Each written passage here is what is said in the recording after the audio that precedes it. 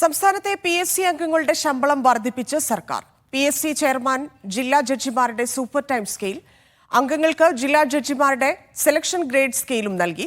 മന്ത്രിസഭാ യോഗത്തിന്റേതാണ് തീരുമാനം. നേരത്തെ വിമർശനം ഉയർന്നപ്പോൾ ശുപാർശ മാറ്റിവെച്ചിരുന്നു. KR സാജു ചേരുന്നുണ്ട്. സാജു, വിമർശനം ഇപ്പോഴും നിലനിൽക്കുന്നുണ്ട്. എന്തൊക്കെ പരിഗണിച്ചുകൊണ്ടാണ് മന്ത്രിസഭാ യോഗം ഈ ശമ്പള വർധനവിലേക്ക് എത്തിയത്? ധന്യ, 2013 PSCയുടെ ചെയർമാൻ ശമ്പള വർധനവ് ആവശ്യപ്പെട്ടുകൊണ്ടുള്ള ഒരു കത്ത് സംസ്ഥാന സർക്കാരിലേക്ക് നൽകുന്നത്. അത് പരിഗണിച്ചുകൊണ്ടാണ് 2023 ആ കത്ത് പരിഗണിച്ചുകൊണ്ടുള്ള തീരുമാനമാണ് ഇപ്പോൾ എടുത്തിരിക്കുന്നത്.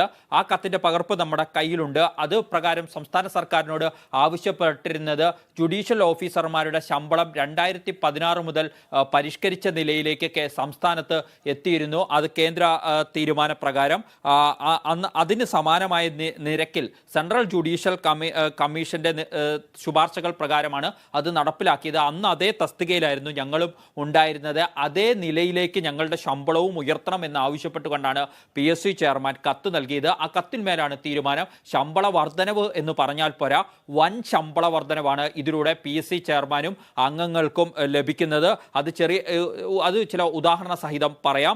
നിലവിൽ ചെയർമാന്റെ അടിസ്ഥാന ശമ്പളം 76,000 രൂപയും അദ്ദേഹത്തിന് കയ്യിൽ കിട്ടുന്ന പൈസ മറ്റ് ആനുകൂല്യങ്ങൾ ചേർക്കുമ്പോൾ 2,26,000 രൂപയുമാണ് പ്രതിമാസം ലഭിക്കുന്നത്. ഒപ്പം തന്നെ അംഗങ്ങൾക്ക് 70,000 രൂപയാണ് അടിസ്ഥാന ശമ്പളം ഉണ്ടാകുക.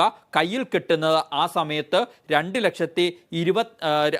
ഏതാണ്ട് 2,23,000 രൂപ ആ സമയത്ത് കയ്യിൽ കിട്ടുകയും ചെയ്യും. ഇപ്പോൾ സർക്കാർ അംഗീകരിച്ചിരിക്കുന്ന ശമ്പള വർധനവിലൂടെ ഈ 76,000 രൂപ എന്ന അടിസ്ഥാന ശമ്പളം തന്നെ 2,24,000 രൂപയായി ഉയർന്നിട്ടുണ്ട്.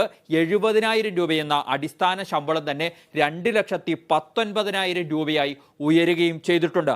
അതായത് ചെയർമാൻ ഏതാണ്ട് ഒരു 3.5 ലക്ഷത്തിന് മുകളിൽ പ്രതിമാസം ശമ്പളം കിട്ടും. അതിനോട് ഏതാണ്ട് ചെറിയ വ്യത്യാസം മാത്രമായിരിക്കും അംഗങ്ങളുടെ ശമ്പളത്തിലും ഉണ്ടാവുക. ഇനി ശമ്പളത്തിൽ മാത്രമല്ല ഈ വ്യത്യാസം, അതായത് കയ്യിൽ കിട്ടുന്ന ആകെയുള്ള തുകയുടെ കണക്കാണ് ഞാൻ പറഞ്ഞത്. ശമ്പളവും ആനുകൂല്യങ്ങളും ചേർത്തുള്ള തുകയാണ് ഏതാണ്ട് 3.5 ലക്ഷത്തിന് മുകളിൽ ലഭിക്കും ചെയർമാന് എന്നുള്ളത്. അതിനോടടുത്ത തുക അംഗങ്ങൾക്കും ലഭിക്കും. ഇനി ഇത് പെൻഷന്റെ കാര്യത്തിലും പ്രതിഫലിക്കും എന്നുള്ളതാണ്. ചെയർമാന് നിലവിൽ പെൻഷനായി ലഭിക്കേണ്ടത് 1.25 ലക്ഷം രൂപയാണ്.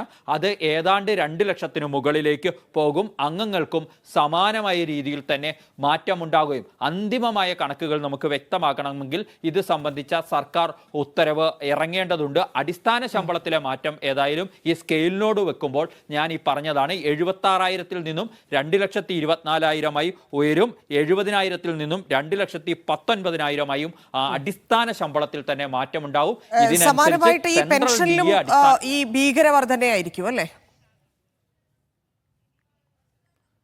പെൻഷനിലും ഭീകരമായ വർധനവ് തന്നെ ഉണ്ടാവും. ചെയർമാൻ ഏതാണ്ട് 2.5 ലക്ഷത്തിനടുത്തേക്കൊക്കെ പെൻഷൻ പോകാൻ സാധ്യതയുണ്ട്. ഇത് പരിഗണിക്കുമ്പോൾ നിലവിൽ ഏതാണ്ട് 1.25 ലക്ഷം രൂപയാണ് ലഭിക്കുന്നത്. അതുപോലെ അംഗങ്ങൾക്ക് 1,20,000 രൂപയാണ് ലഭിക്കുന്നത്. അതും ഏതാണ്ട് 2 ലക്ഷത്തിന് മുകളിലേക്ക് എത്തും. അതായത് PSC നൽകിയ ശുപാർശ അതേപടി